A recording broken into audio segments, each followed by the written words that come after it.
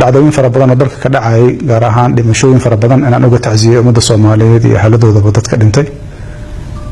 ilaahayna waxaan ka baraynaa nabad waxaan rabaa si gaar ah inaan dul istaago arrinta ka dhacda Tawfiiq maxay ahaato runtii aad ka u foolka xun dilku asbaab xun oo qof muslima in gabdho loo dilay xunta ama qof walba oo bani aadama haddana dhaqankaas waa dhaqan aad u xun marka waa ka tacsiyeynaa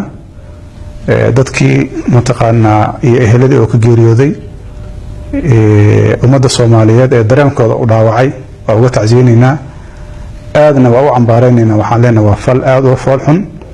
xilligiisii ay ahayd islaamku markuu yimid waxyaabo u soo baxa waxa kamid ah in qof ka fiican oo san jirin illa taqwada ilaahay maayna anagu dhan Soomaaliya nahay qof ka fiican ugu ma jiro marka guur in dad loo dilo waa arrin aad iyo aad u fool xun ummadda Soomaaliyeed marka meel ay joogaanba arrintaas inay meel uga soo wada jeestaan oo arrin runtii dhaawaceeda leh iyadoo xilligan la joogo